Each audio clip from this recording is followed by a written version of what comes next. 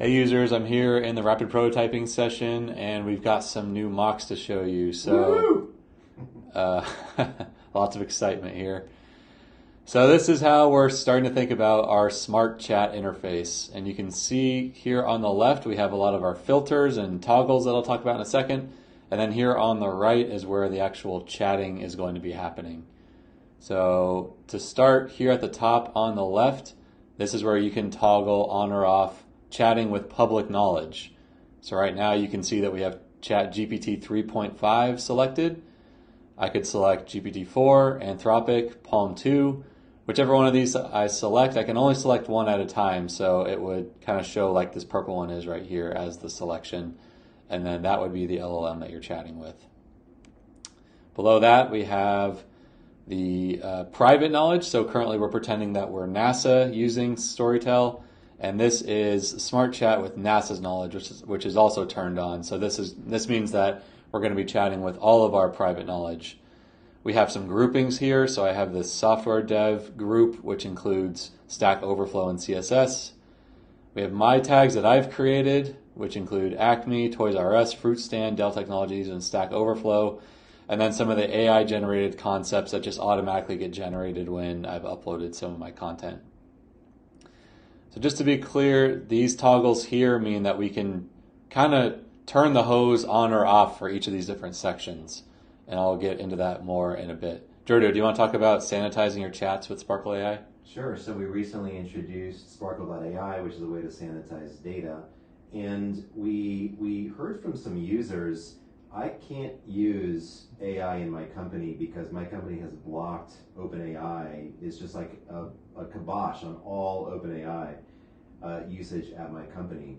And so the thing that we're curious to know is if you could sanitize, have something automatically sanitizing your data as you're chatting, so it's not passing any sensitive company data through to the foundational large language model, would that unlock your usage? Would that allow you to use these foundational large language models? And so we have this option to sanitize all my chats with Sparkle.ai, and that'll automatically be replacing PII or other sensitive company data with synthetic data, so that what the model is getting is not what is sensitive to your company. Now, there's some complexities to doing this. We would only actually really build this if it's really unlocking a lot of usage for you in your company. So we want to understand how important that would be for you. Perfect. Thanks, Jordio. Okay, so you can see here on the right we're talking with public knowledge and NASA's knowledge. But on this screen here, you can see I've toggled off public knowledge, and now we're only chatting with our private knowledge. So you can see the chat name has changed to NASA's knowledge. This one is toggled off, so it's a little bit, the opacity's down, it's kind of faded out, and it's very clear that we're only chatting with everything in here. Same thing if I just want to turn off the private knowledge and only chat with public knowledge. This is similar to just going to ChatGPT and chatting like that. Only difference is we would have Sparkle AI turned on here in this case. And then you can see the chat name changes to public knowledge.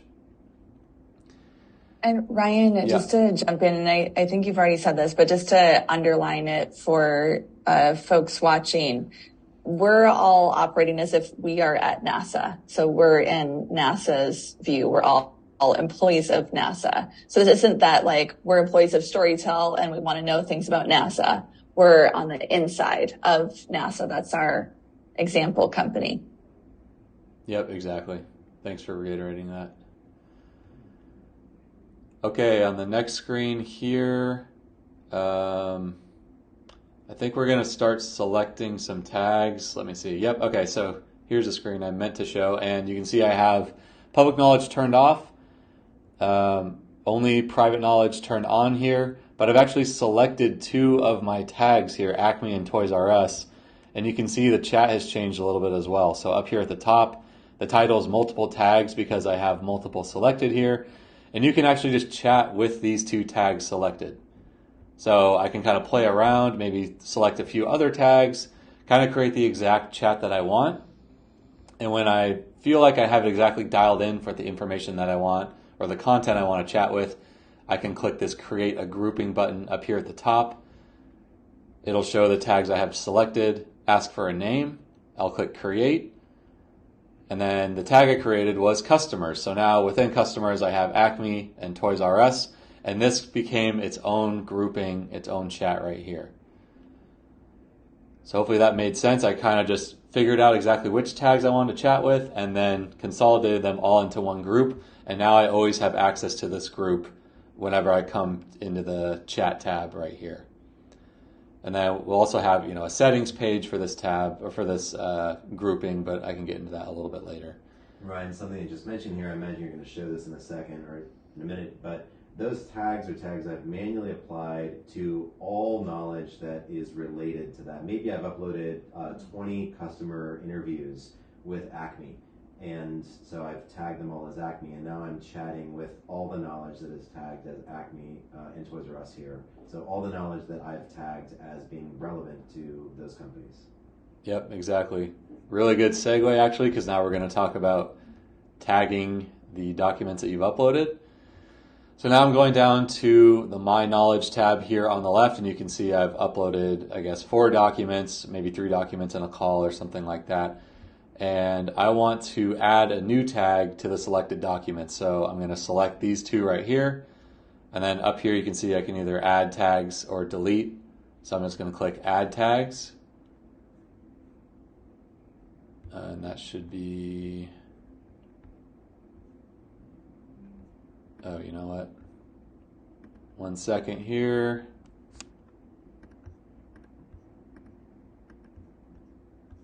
Okay, yep, so select the 2 I want, click Add Tags, and this modal will pop up, and it shows add tags for 2 files. It shows the tags that I currently have selected already. So you can imagine I would, search for these 2 in the search box, click them down here, and then they would show up here once I've selected them. If there's not a tag already down here or you want to add a new tag, you would just click this, and then another modal would pop up with an input where you'd just be able to add the tag name, and then it would pop down in here and you could select it to add it right here.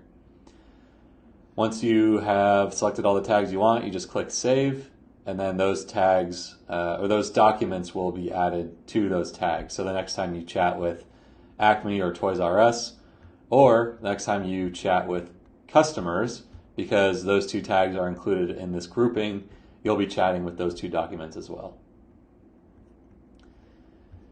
You can also edit tags on an individual document level. So here I'm back in the Knowledge tab. I click this PDF I've uploaded, and this side panel will pop up showing the name of the file, the date it was uploaded, the privacy settings. I have an option to delete it, and then the tags that are associated with it are listed right here. So I can either just click the X to remove them, or I can click this Add a Tag button right here, which will basically pop open this modal and allow you to add whatever tags you want to that individual file.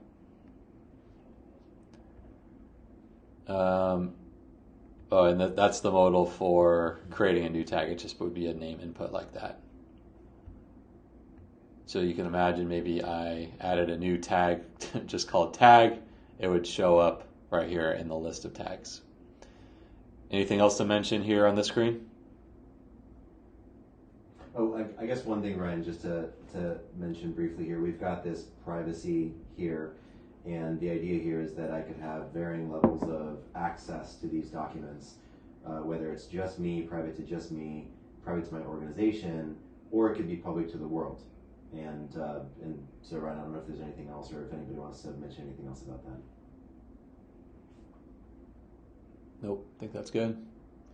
Last thing I'll mention on this page, I forgot to mention, we have an Upload Knowledge button. So when you want to upload more documents, you could click this, and then you would see, I don't have it mocked up, but essentially a modal will pop up that allows you to either input a file or input just raw text. And if you've used the dashboard before, you've definitely seen that one. And something we'd love to get feedback from users around are more less manual ways, more automatic ways to get knowledge into Storytel. So authing into different systems, into Zoom or Slack or email or Google Drive, etc. The more you can give us guidance on non-manual ways to add knowledge to the system, that's also on our roadmap. Awesome. All right, let's go to the last tab here. This is our groupings, tags, and concepts manager. We kind of have three different, items here. They're all kind of tags, but a little bit different. And you'll see that's the third option in the menu here down on the left. So it looks similar to the previous screens that we've seen, except there's no more public knowledge toggle or private knowledge toggle, all that stuff. We're really just looking at the different groupings, tags, and AI-generated concepts we've created. And this is where we can manually create more and edit the tags and AI-generated concepts as well. So for this view, I'm going to select the customers grouping. And you can see the UI pops open here on the right. I have a few options in here. This is kind of like the settings page. I can edit the name of the grouping. I can change the privacy drop-down right here. I can remove or add tags right here. And there should be like an add tag button here on the right. So same modal that I showed before would pop up and you'd search ones that you want to add. You can do that right here. You can upload more knowledge right here. So that modal will pop up and whatever knowledge you add will be added to this grouping right here. And then you can also select multiple of the files that are already associated with this grouping and remove them from this group, which should say grouping, but you can remove them right here. I think, here's what it would look like when you want to change the name. So you would click this edit icon right here next to the name. And then it would open up as a text input like this. You would just change it to whatever you want and then click done. Next, I will show how we create a new group in this view. So you can see right here, we have this third grouping, which is kind of like a blank one. It says, drag a tag or concept here to create a group. So I could either drag one of these blue ones or one of these purple ones up here. And I think I'm going to drag CSS into there first. Yep, so a new one has appeared. I'm now creating this new grouping with CSS. And I think I'm going to add a couple more here in the next screen. Yep. So I've added CSS, React, and Vue. And then, of course, once you've dragged these over here, they'll disappear from the list down here. So you can't do it twice, essentially. But yeah, this is the new grouping. It's selected, so you can see the colors changed. It's open here on the right. And then this is probably where I want to change the name, so I could come up here to the edit icon, change the name of the group to like front-end development, since these are all kind of front-end related. Click done, and then that grouping will show up in my list of groupings anywhere on the UI. Last screen here. Oh, this is just a view for selecting one of my tags I've created that is not a grouping. So I could just select this here. And it's the same settings page, it's just a little bit more simplified because it's not a grouping. So you can see the blue tag icon, the name of the tag, edit button, privacy settings here, upload, all the content that's associated with this tag, pretty much all the same stuff. It's just a little bit less because it's a simpler tag. And that's it. Actually, last thing I'll mention here, kind of going to the bottom where we have our NASA logo since we're pretending we're NASA employees. This is where you'd be able to change your account settings or your project settings, and that's a mock I'll be creating in the future. But that's what this would allow you to do down here. And Ryan, could you just talk for a minute about these pinned tags and groupings here? Right, sure, yeah. So there might be you might want to pin some of the tags you've been chatting with. So you can see I have pinned Acme, Toys R Us, customer feedback, maybe like Cribble Cloud IT. Essentially, you could select a few of the tags you want to pin, and they'll always be there on the left navigation. So I would, maybe click this Acme one right here, and then it would actually open up into the original chat view like this, probably, except that it would have Acme selected, and then it would show Acme up here. So these are kind of like quick links to filtering, essentially. It's not going to be its own page. It would just pop open to this view once again, have the tag that you have pinned selected, and then the title of the chat would be Acme in this case up here. And then your conversation that you've had previously with Acme would also show up here in the chat window. And Ryan, I know you've got a mock where you show a different width for the chat. We got some really great feedback about liking the screen real estate. Do you want to just talk about sliding that back and forth? Sure, yeah. So this line right here, you'd be able to click it and drag it left and right. And I think that's this one. Yeah, so you can see here it was probably in the middle. I just dragged it over to the left a little bit to get a bigger chat interface or more screen real estate for that. Right. I think just to add in, so Pierre and Stephen, if you've made it to the end of this, congratulations. Here's your prize. Pierre, would this give you enough screen real estate? I know you really liked the clean dashboard chat experience. Is this clean enough? Do you want this middle panel to not be visible?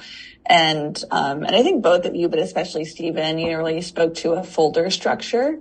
So is what we're creating here something that would work for you, or not? Like, are we delivering signal through the noise, or does it feel noisy?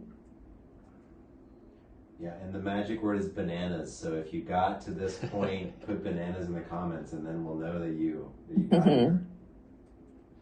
Great. Awesome. Thanks, Ryan. Thanks so much. Mm-hmm. Thanks.